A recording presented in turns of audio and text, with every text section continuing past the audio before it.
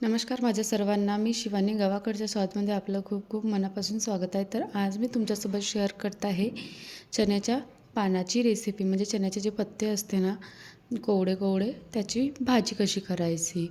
हे आपल्याला बाजारामध्ये वगैरे मिळून जाते म्हणा.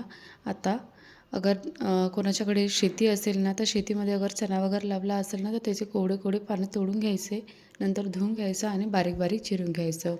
चिरल्यानंतर एका कढाईमध्ये तेल टाकून थोडंसं जिरं घालायचं आणि मी 2 मोठ्या साईजचे कांदे स्लाईसमध्ये कट केलेले आहे, थोडेसे लांबट असे, ते सुद्धा टाकले त्यामध्ये आणि त्याला परतून घ्यायचं थोडेसे लूज होईपर्यंत. आणि नंतर हिरव्या मिरच्या किंवा लाल मिरच्यासुद्धा टाकू शकता.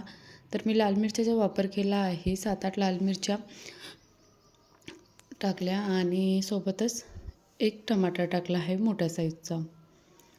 नॉर्मल टमाटरमध्ये तुम्ही 2 पण टमाटर टाकू शकता आणि चवीनुसार मीठ घालायचं, थोडीशी हळद घालायची आणि नंतर एखादा मिनटं 1 ते 2 मिनटं परतून घ्यायचं जोपर्यंत टमाटर वगैरे लूज नाही होत. नंतर त्यामध्ये चिरलेली सोल्याच्या पानाची भाजी ते टाकायची आणि मिक्स करून घ्यायचं आणि याला मीडियम फ्लेमवर 10 मिनटाच्या जवळपास 10 ते 15 मिनटाच्या जवळपास शिजू द्यायची. 10 मिनटंच लागते म्हणा, जास्त तर. खूप मस्त वाटते ही खायला भाजी आणि पोळीसोबत खायला तर आणखी टेस्टी वाटते. कशी वाटली आजची रेसिपी तुम्हाला कमेंटमध्ये सांगा आणि चॅनेलला सबस्क्राईब करा.